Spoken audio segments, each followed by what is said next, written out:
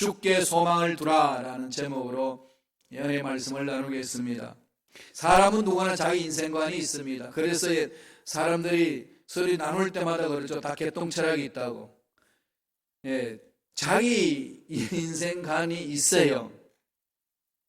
어떤 모습으로 형성됐든지 간에 자기가 가지고 있는 인생관이 있습니다. 부정적이든 긍정적이든 적극적이든 소극적이든 하나님 보시 올바른 인생관이든 아니면 빗나가 있는 관이든 다 누구나 그것을 가지고 있습니다. 자라면서 경험하고 책을 읽고 교육받으면서 형성된 관점입니다. 그러나 일단 그것이 고정되면은 그 인생관 바꾸기가 정말 어렵습니다.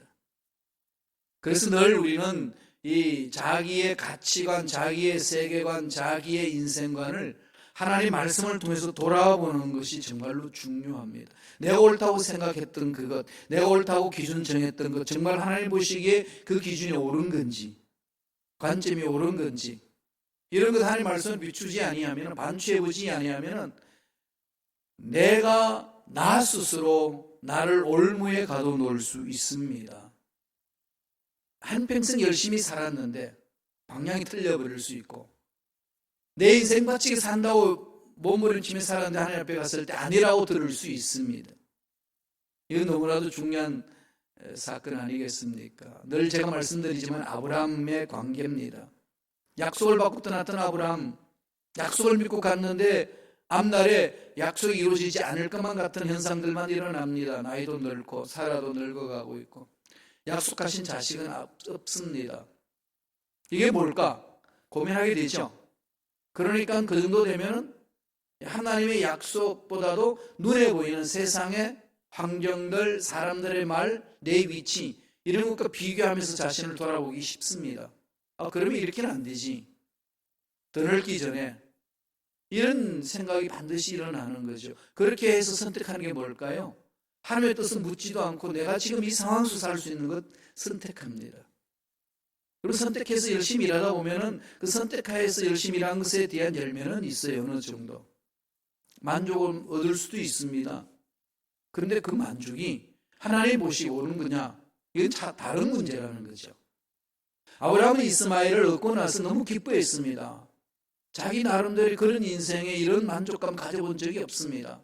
그렇게 행복해하고 그렇게 좋아했던 아브라함에게 하나님 찾아오셔서 이런 지하에 꾸짖습니다. 아브라함, 그게 아니라, 내 삶은 그게 아니라 내가 너에게 약속한 씨앗이 있느니라.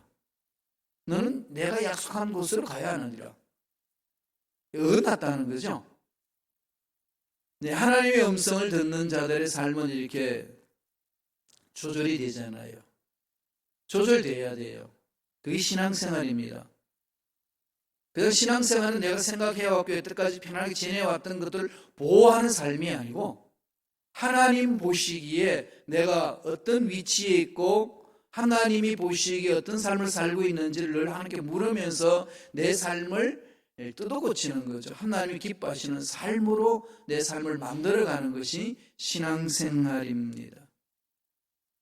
그래서 인생관을 갖고 산다는 것은 누구네간에 있지만은 그러나 한번 형성된 인생관은 쉽게 변화되지 않습니다. 그런데 오늘 본문 보면은 그렇게 어려운 인생관을 다윗이, 오늘 본문은 다윗이 기록한 말씀이 말년에 다윗은 바꿉니다.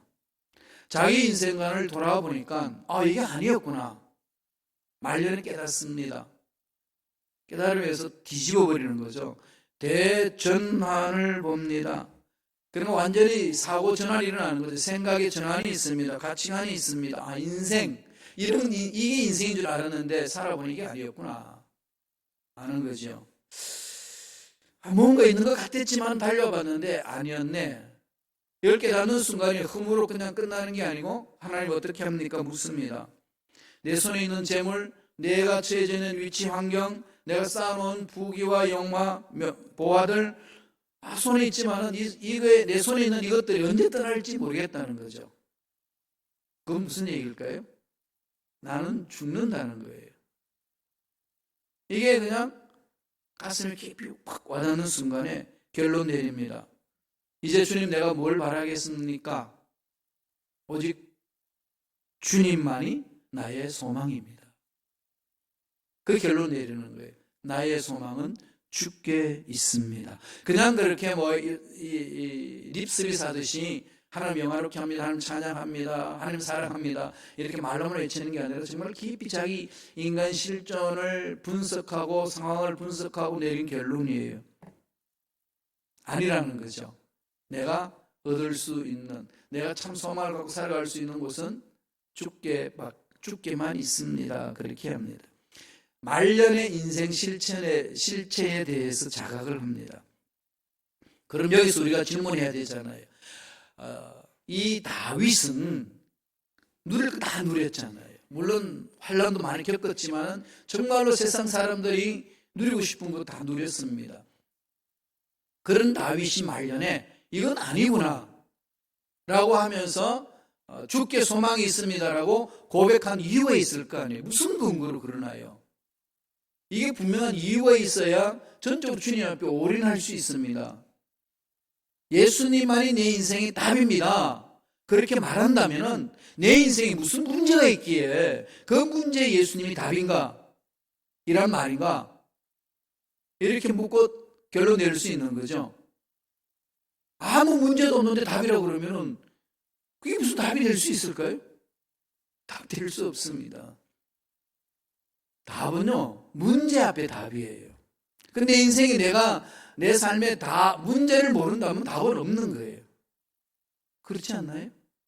그럼 지금 다윗은 주님만이 내 인생의 소망입니다. 이 말은 근거가 있을 거 아니에요. 자기 인생에 무슨 연유로, 무슨 근거로 주님만이 내 인생의 소망입니다라고 외쳤을까요? 세 가지로 우리 요약해서 본문을 통해서 볼 수 있습니다. 첫째로 인생에는 종말이 있다는 거죠. 인생 끝이 있다는 겁니다. 다 아시는 내용이잖아요. 그건 잘 잊어먹죠. 인생 끝이 있어요. 중세에 제가 가끔 말씀드렸으면 중세의 교부들이 훈련받을 때, 그러니까 수도사들이 훈련받을 때 서로 외치는 소리가 있습니다. 라틴으로. 그 라틴을 썼으니까. 수도원에서 서로 이렇게 격려해주는 말이 뭔지 압니까? 모멘토, 메멘토 모리. 메멘토 모리라고 했습니다. 그 뭐죠? Remember the deaths. 죽음을 기억하시오. 죽는 줄 아는데 왜 죽음을 기억하라는 거죠? 네가 아무리 문제가 발버둥 쳐도 이거 놓을 때가 있다. 그러니까 큰 그림을 보고 지금 이 삶을 잘 살아내라. 이 얘기잖아요. 절망이라고 인생 끝났다 그러지 말고 얻었다고 전부 인생이 모든 거 얻은 것처럼 그렇게 그냥 근시안적으로 보지 말라는 거죠. 큰 그림을 보는 거죠. 저와 여러분 인생에 어떤 일이 일어났을 때 큰 그림을 봐야 되잖아요. 일어났던 그 사건이 일어났을 때 내 삶이 더 전화위복될 수도 있어요. 내게 지금 얻은 것 때문에 오히려 더 나를 괴롭게 만들 수도 있습니다. 모르는 거예요. 큰 그림을 바라볼 줄 알아야 되는 거죠. 오늘 다윗이 주님께 소망이 있습니다라고 외치는 것은 내 인생 끝이 있구나, 종말이 있구나 그럽니다. 말씀 보실래요? 시편 39편 4절입니다. 다 같이 읽습니다. 야훼여 나의 종말과 나의 연한이 언제까지인지 알게 하사 내가 나의 연약함을 알게 하소서. 종말, 연한 언제까지입니까? 그렇잖아요. 우리가 사는 것 내가 결정하는 거 아니잖아요. 시간, 그죠? 언제까지만 살겠습니다. 이렇게 결정하고 사는 분 계시나요? 그렇게 결정하는 분들은 자기 생명을 자기가 끊는 걸 말합니다. 그건 죄악이잖아요. 자연적으로 하나님이 주신 이 생명에 대해서 우리가 할 수 있는 것은 아무도 내 인생 끝이 언제 일어날는지 모른다는 사실입니다. 그러나 단 한 가지 알고 있는 사실은 내 인생이 끝이 있다는 거죠. 아무리 절망 같은 문제가 있어도 끝이 있습니다. 아무리 좋은 환경이 있어도 끝이 있습니다. 늘 종말이 있는 거죠. 이걸 잊지 말라는 겁니다. 그래서 제가 서두에서 말씀드렸듯이 메멘토 모리, 죽음을 기억하시오. 이 말은 지금 살아있다는 사실에 집중하시오. 이거죠. 잘 사시오 이겁니다. 메멘토를 뭐죠? 죽음을 기억하라. 잘 죽어야 됩니다. 잘 죽어야 됩니다. 그 말은 반대 거꾸로 뭐가 될까요? 어떤 사람이 잘 죽나요? 잘 죽을 수 있나요? 잘 사는 사람. 어떤 사람이 잘 사는 사람인가요? 잘 산다와 부자와 항상 일치되는 거 아닙니다. 부자도 못 사는 사람 많아요. 가난한 사람도 잘 사는 사람 많습니다. 그러면 잘 산다는 게 뭔지를 우리는 말씀을 통해 자신을 돌아봐야 되는 거죠. 하나님이 정해 주셨어요. 잘 산다는 것은 하나님 말씀에 순종하는 자, 하나님의 뜻을 깨닫고 뜻대로 살아가는 자, 그것을 잘 사는 자라고 이야기를 해줍니다. 이것이 내 마음속에 와닿으면 잘 살기 위해서 몸부림치는 것 아니겠습니까? 진지하게 자기 자신에게 한번 물어보세요. 나는 잘 살고 있는가? 정말로 나는 잘 살고 있는가? 그죠? 이것은 정말 내가 살고 있는 이 삶 속에서 행복한가? 이렇게 자꾸 묻는 거 아니겠습니까? 그런 데에 대해서 답을 얻을 수 있기 위해서는요, 잘 사는 게 뭔지, 행복이 뭔지 알아야 될 것 아니에요. 이런 것 아무 정의 없이, 아무 개념 없이 그냥 잘 산다, 행복하다 이렇게 말할 수 있나요? 없습니다. 자기 자신을 속이는 거죠. 진실한 자기, 나, 너는 누구냐라고 말했을 때 나는 나다. 이게 분명한 정체성이 있어야 되죠. 보통 그러면 어떻게 하죠? 누구 아빠, 누구 엄마, 누구 남편, 누구 아내 이거잖아요. 어떤 것을 정해놓고 거기에 따라 붙어 있는 사람, 그것도 하나의 어떤 자기 존재를 얘기할 수는 있습니다만은 근본적으로 내가 누구냐는 것은 하나님과 나의 관계 문제입니다. 내가 사는 거지요. 이것이 분명히 있어야 된다는 겁니다. 죽는다, 끝난다 그렇게 생각하니까 역시 내 인생에 소망 둘 것이 하나도 없구나 이 결론 내립니다. 부귀영화 다 가졌는데 좋다고 생각했는데 끝난다는 거죠. 그게 하나님 없이 끝난다고 생각하면 허무한 거 아니겠어요? 그것도 허무한 인생이 어디 있습니까? 열심히 사랑했는데, 열심히 돈을 벌었는데, 열심히 공부해가지고 올라갔는데 다 끝난데 무슨 의미 있느냐는 거죠. 그런 것을 깨닫고 다윗이 고백하기를 소망은 주께 있습니다. 영원한 주님과 함께 산다는 것, 이것만 있으면은 언제 어디 있으든지 우리는 담대히 나설 수 있는 거 아니겠습니까? 다시 시작할 수 있는 거 아니겠습니까?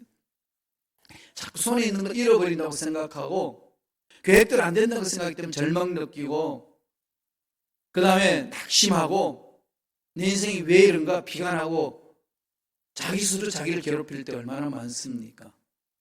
이럴 때마다 자신을 돌아봐야 되는 거죠. 끝이 있구나. 그런데 그 끝에 계시는 분은 하나님이고 하나님 살아계신다. 그럼 나도 살아있어.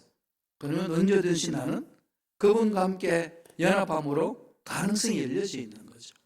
그런 입에서 나오는 고백이 뭐겠습니까? 소망은 주님께 있습니다. 두 번째, 다윗은 어떤 의미에서 이 이야기를 외치나요? 인생은 짧다는 거죠. 이건 늘 하는 얘기입니다. 예술은 길고 인생은 짧다. 예술도 다 끝나요. 이 세상에 있는 피조물 중에 끝이 없는 게 있나요? 다 짧습니다. 지금 이 우주 시대가 열리고 그다음에 로봇 만들어서 인간을 대신으로 할 수 있는 것들 많이 열려져서 AI 시대, 4차 산업혁명 시대가 열려지고 세상이 획기적으로 변화되고 그렇게 해서 나노 시대가 열림으로 의료기구가 완전히 새롭게 발전됨으로 인해서 우리 인체가 새로워지는 역사가 나타나는 거죠. 그러면서 유엔에서는 인간 수명이 는다는 겁니다. 얼마나 는다고 보고하는지 알아요? 130세까지. 여러분 130세까지 살 수 있는 길이 열린다는 거죠. 물론 옛날에 구약시대 때에 무드셀라가 969세에 사는 걸 비교하면 아무것도 아닌 것 같지만 그래도 지금 100세보다도 더 많은 130까지 살 수 있는 이 의료 시설이 다음에 의료에 대한 이 모든 것들이 혁신적으로 발전됨으로 인간 수명이 는다는 겁니다. 그러니까 이제 앞으로는 설계를 새롭게 해야 되잖아요. 그렇죠? 여러분 내 인생 요새 은퇴 언제 하시? 65세 은퇴예요. 우리 교 목사님들은 75세 은퇴고, 미국 교회는 은퇴도 없습니다만 75세 은퇴합시다. 최연장해서. 그러면 130세까지 살려면 몇 년이 남았나요? 55년이나 남습니다. 그거 어떻게 살까요? 날마다 손잡고 가는 것도 하루 이틀이지. 그거는 생각하면 다 끝날 것 아니에요. 그러면 우리 인생 어떻게 되죠? 예, 다시 설계하셔야 돼요. 지금부터. 우리 인생 다시 설계해야 됩니다. 계획을 세워야 된다는 거죠. 그렇지만은 인생요, 130 해봐야 짧습니다. 길다고 그래도. 짧은 시간, 하나님 주신 시간을 정해주셨잖아요. 그 다음에 하나님 주신 에너지가 있잖아요. 이거 시간 다 차고, 에너지 다 소비하면은 우리는 천국으로 가는 거예요. 이 지상에서 몸부림쳤던 모든 것들은 다 내려놓고 간다는 겁니다. 말씀을 보실래요? 시편 39편 5절에 있는 말씀입니다. 다 같이 한 목소리 천천히 읽겠습니다. 주께서 나의 날을 한 뼘 길이만큼 되게 하시며 나의 일생이 주 앞에는 없는 것 같사오니 사람은 그가 든든히 서 있는 때에도 진실로 모두가 헛사뿐이니이다.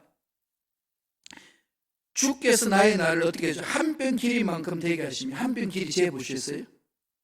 요 한 뼘 길이. 그죠? 이만한 길이도 아니고, 한 뼘 길이. 본질적으로 다윗은 인생이 얼마나 짧은지를 비유적으로 그렇게 표현한 겁니다. 짧다는 거죠. 열심히 산다고 살아봤지만은, 오랫동안 산다고 살아봤지만, 인생이 한 뼘 길이만큼밖에 안 된다는 거죠. 그래서 인간의 연수가 70이요 강간은 80이라고 이야기하잖아요. 그러면 성경은 뭐라고 그럽니까? 자랑하지만은 인간은 수고와 슬픔뿐이고 신속히 날아간다. 날아가는 거죠.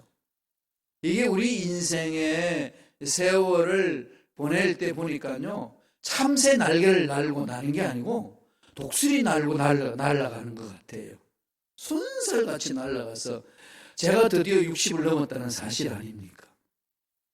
이게 이 앞자리 숫자가 변할 때 찾아오는 게요, 30대, 40대, 50대하고 다르더라고요. 아직까지 50을 안 넘은 사람은 무슨 말인지 모를 거예요. 50 넘을 때도 괜찮은데 60을 넘으니까 우리 관념 속에 환갑이라는 게 있잖아요. 환갑 그러면 어떤 데죠? 어르신이 되는 거잖아요. 제가 이제 어르신 자리에 올라갔어요.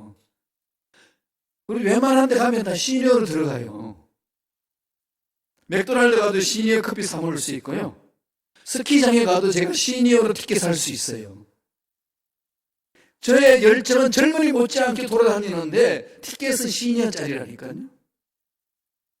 짧아요, 인생.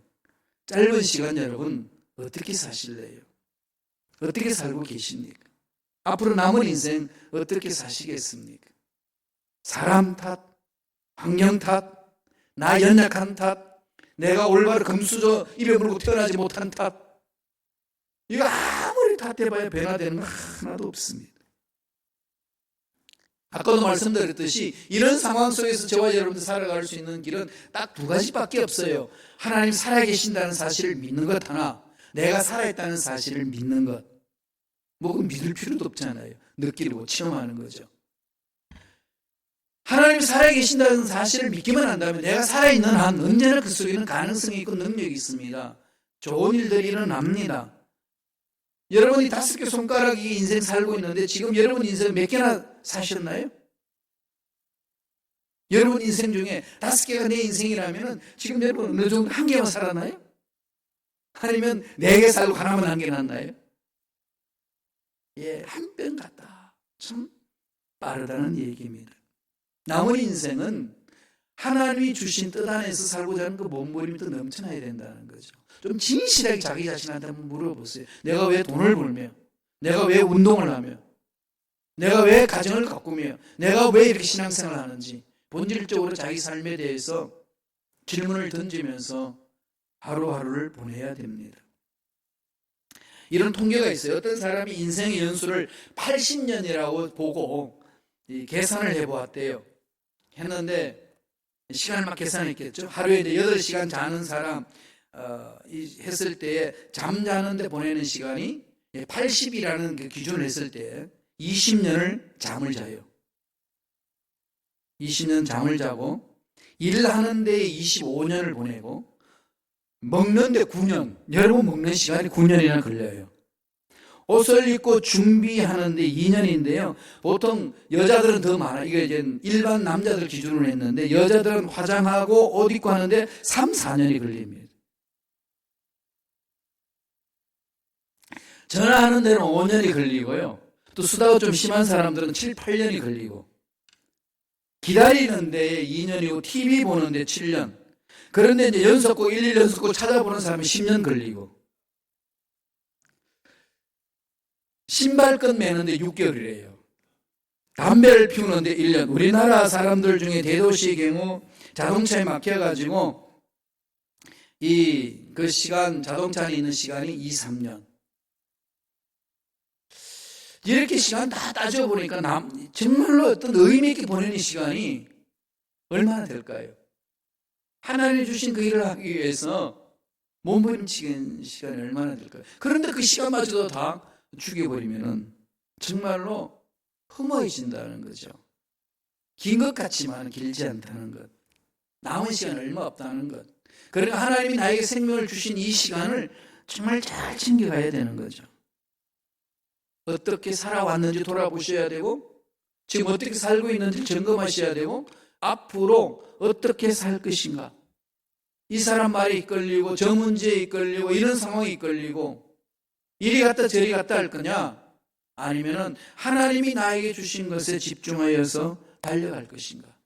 남 비교하면서 저 사람보다 내가 나으니까 이 사람보다도 내가 나으니까 이 정도만 돼서 이렇게 사시는지 아니면 내가 비교했을 때 저 사람보다 내가 못하니까 열등의식이 빠져서 일은 안 되지 몸부리면서 사는 건지 아니면 그것과 상관없이 하나님이 나에게 생명을 주시고 내 삶의 길에 대해서 방향을 주시고 목적을 향해 주신 것에 대해서 달려가고 있는지 이 정말 중요하다는 거죠. 그러면서 다윗이 깨닫습니다. 이 왕으로 산다는 것 자체만이 내 인생의 전부가 아니었구나.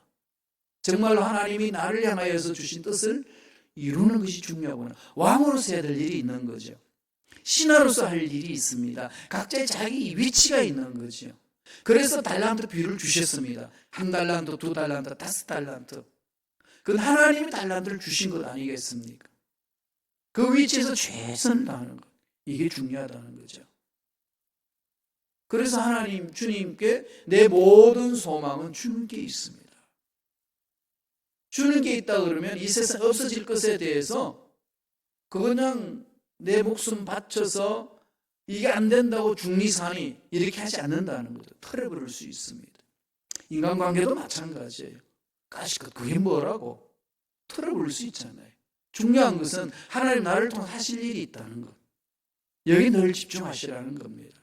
세 번째, 다윗이 자기 인생의 소망은 주께 있습니다라고 고백하면서 깨달은 것은 그 셋째로 인생은 약하다는 거예요. 연약하다.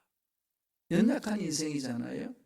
뭐 강하다고 떠들어대지만 연약합니다. 지금 뭐 세계의 의료 시설이 그냥 발전됐고 뭐 의료술이 아주 높이 지금 이렇게 성장성수했다 한다 할지라도 신종 코로나 바이러스 들어오니까 여지없이 깨지잖아요.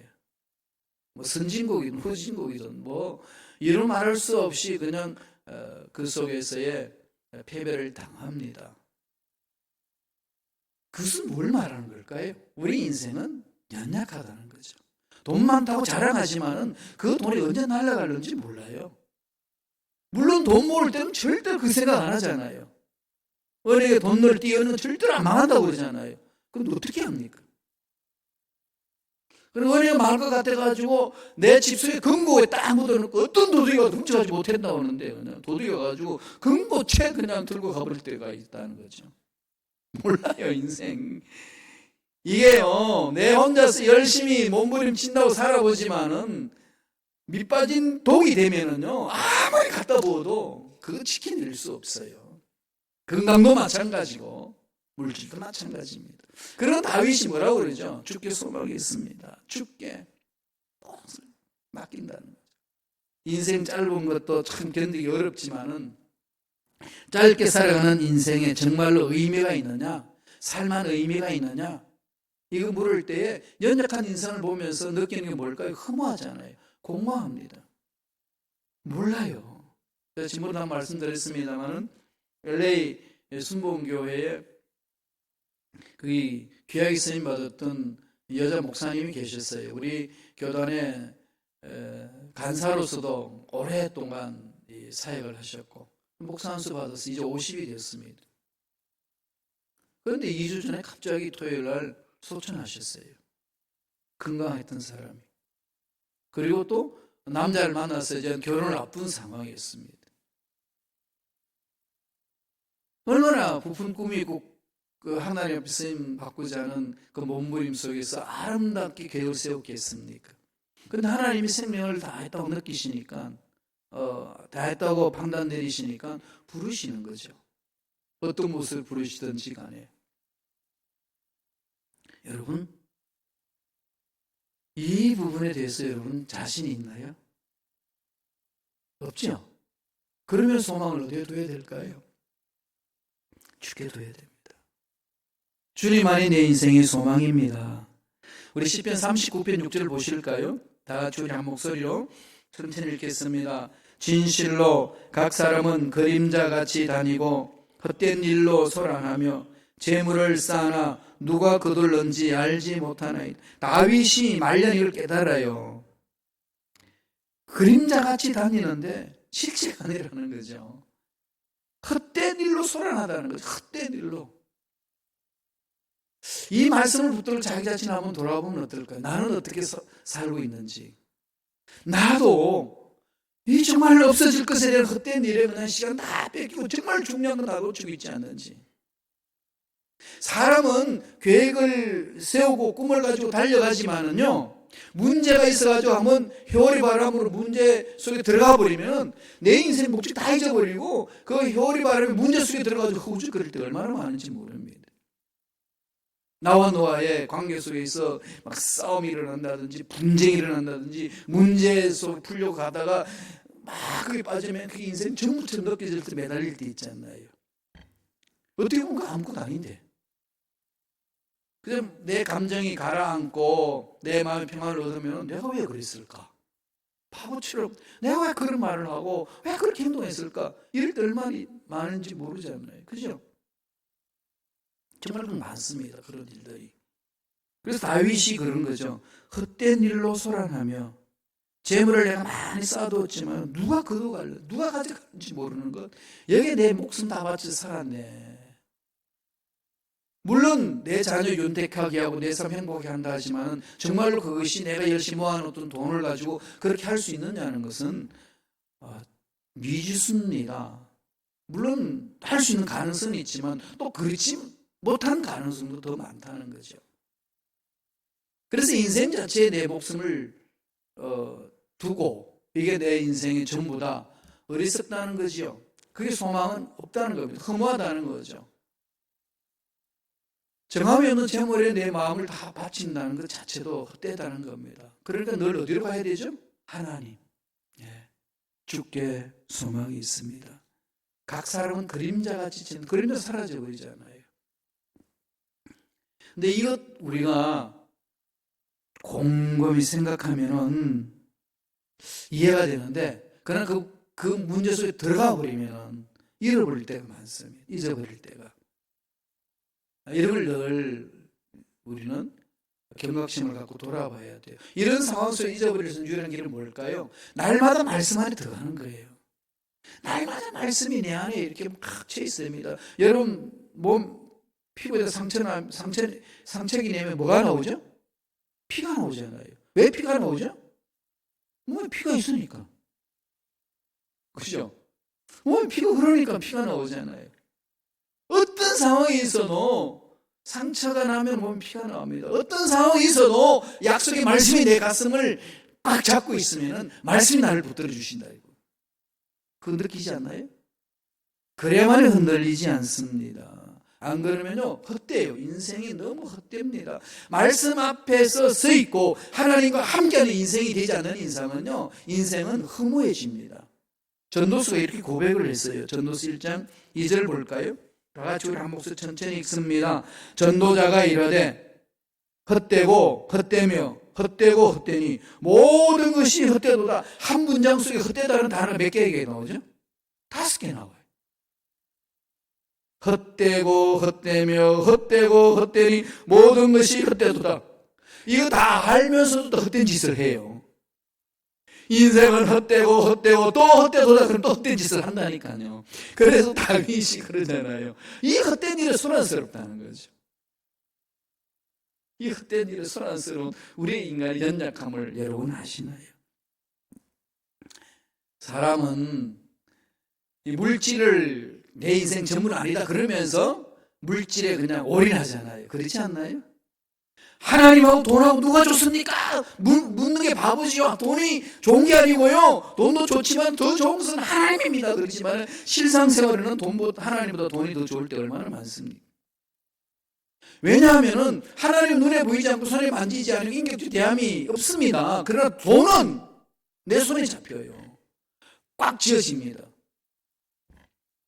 근데 그럴 때 돈을 지을 것이냐 하나님께 할 거냐, 그럴 때 타협 많이 하잖아요. 하나님 이번만 돈 드릴게요. 다음에요 이 돈 가지고 하나님께 갈게요. 그런 사람, 돈 가지고 하나님 보는 사람은 못 봤습니다. 안 와요. 여기에 우리가 우리 자신을 속인다는 거죠. 그래서 열심히 사는 것 같았는데 헛된 짓을 했구나 이러는 거죠. 다윗이 그것을 말년에 깨닫고 연약하다 돌아서자 이 얘기입니다.